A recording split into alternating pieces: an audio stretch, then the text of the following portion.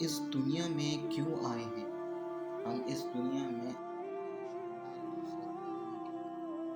ہم اس دنیا میں کیوں آئے ہیں؟ ہم اس دنیا میں شاندار آخرت بنانے کے لیے آئے ہیں۔ جو اس نیت سے زندگی گزارتا ہے، اللہ اس کی دنیا خود بناتے ہیں۔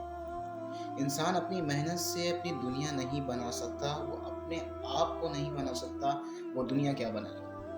میں چاہوں میری جوانی کبھی بڑھاپے کی طرف نہ جائے، یہ ہو نہیں سکتا۔ میرا اپنے اوپر تو زور چلتا نہیں ہے، نہ میں اپنی مرضی سے یہاں آیا ہوں، نہ اپنی مرضی سے یہاں میں جی رہا ہوں، اور نہ میں اپنی مرضی سے یہاں سے رخصت ہوں گا۔ تو یہ کیسی دنیا ہے کہ اس کی کوئی چیز بھی میرے قبضے میں نہیں ہے، میرے قابو میں نہیں ہے۔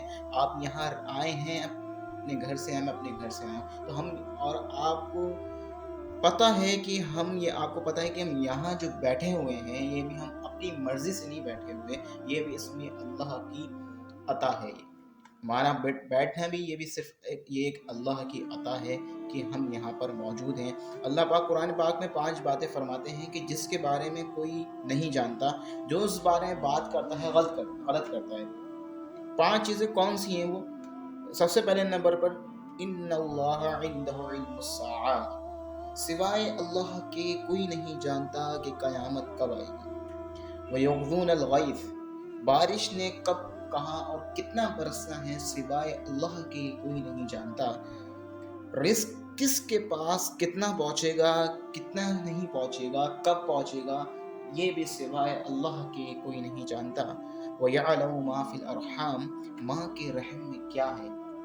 آج کے دور میں یہ تو پتہ کر لیتے ہیں کہ یہ بیٹی ہے یا بیٹا ہے، لیکن وہ اولاد جو ماں کے رحم میں ہے، کتنا رزق کھائے گی، کتنا رزق اس کو ملے گا، کہاں رہے گی، نیک ہوگا، بد ہوگا، نیک عمال کرے گا، فرم بردار ہوگا، یہ سوائے اللہ کے کوئی نہیں جانتا۔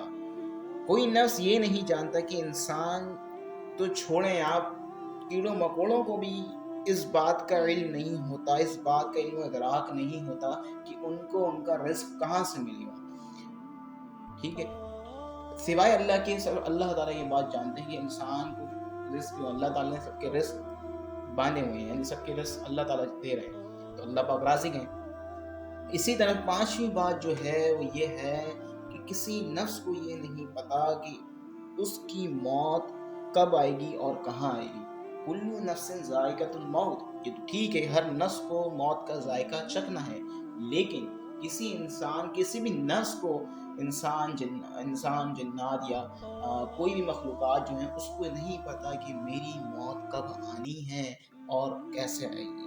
یہ 5 چیزیں جو کہ کسی کے علم میں نہیں ہے سوائے اللہ تعالیٰ کے، تو ان 5 چیزوں کا تعلق براہ راست ہماری زندگی سے ہے، براہ راست ہماری زندگی سے ہے۔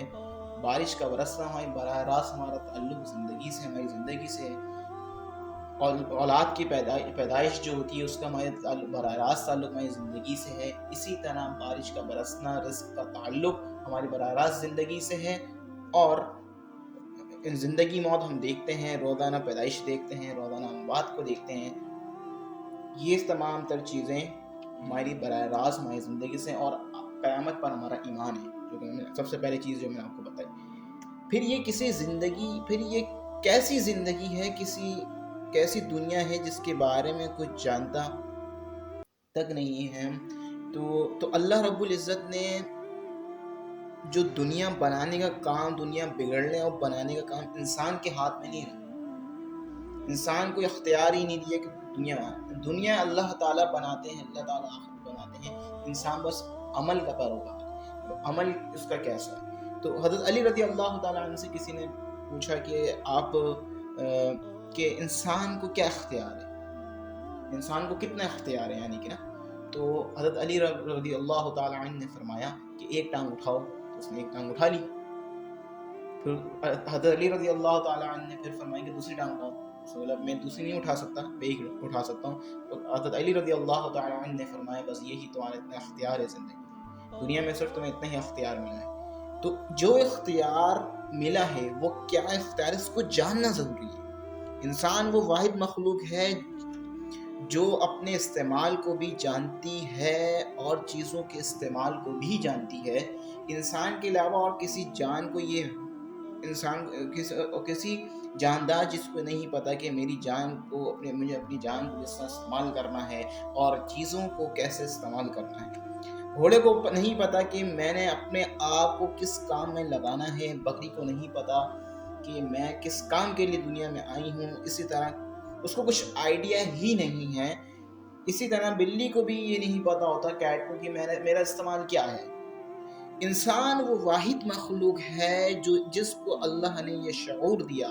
فَأَلْهَمَهَا فُجُورَهَا وَتَقْوَاهَا. فَأَلْهَمَهَا کے الفاظ اللہ پاک نے استعمال کیے ہیں. یہ وہ آیت ہے چل، اللہ تعالیٰ فرماتے ہیں چل تو کسی کی قسم نہیں مانتا، تجھ کو تیری جان کی قسم کہ کل قیامت کے دن آ کر مجھے نہیں کہنا مجھے نہیں پتا تھا. کل قیامت کے دن آ کر مجھے نہیں کہنا کہ سیاہ کیا تھا اور سفید کیا ہے. میں نے تجھ کو الہام کیا ہے. فَأَلْهَمَهَا فُجُورَهَا وَتَقْوَاهَا. فَأَلْهَمَهَا کہ الہام کیا ہے، اچھائی اور برائی کا فرق میں نے بڑے تیرے اندر ڈال کر بھیجا ہے. دنیا میں تیرے اندر یہ ڈال کر فرق بھیجا ہے کہ اچھائی کیا ہے، برائی کیا ہے. ہر معاشرے میں، اب انسانی مسلم معاشرہ ہو یا غیر مسلم کا معاشرہ ہو، وہاں جھوٹ کو ناپسند قرار دیا جاتا ہے. اسی طرح سچائی کو ایک پسندیدہ عمل قرار دیا جاتا ہے. اسی طرح کسی کو ناحق قتل کرنا یہ ایک اچھا فیکٹ نہیں ہے. اور اسی طرح جسٹس کو، چاہے وہ مسلم معاشرہ ہو یا غیر مسلم معاشرہ ہو، اس کو اچھا کہا جاتا ہے. یہ چیزیں دیکھ کر اللہ پاک نے ہمیں الہام کیے ہیں، یہ چیزیں ہمارے اندر ڈالی ہیں. برائی اور بدکاری کا عمل، اور یہ چیز بدکاری کا عمل ہے، یہ چیز نیک عمل ہے، یہ ہمیں اللہ تعالیٰ نے شعور کے طور پر اللہ تعالیٰ نے ہمارے اندر الہام کی، ہمیں اندر ڈال کر ہمیں دنیا میں بھیجا ہے. یہ چیزیں دے کر اللہ پاک نے ہمیں دنیا میں بھیجا ہے. تو یا اللہ، جان کا کیا استعمال کرنا ہے؟ اب سوال یہ تو جان کا استعمال کیا کرنا ہے؟ قد افلح من زکاہا، کہ تو نے اپنی جان کا تزکیہ کرنا ہے تو تو کامیاب ہو جائے گا.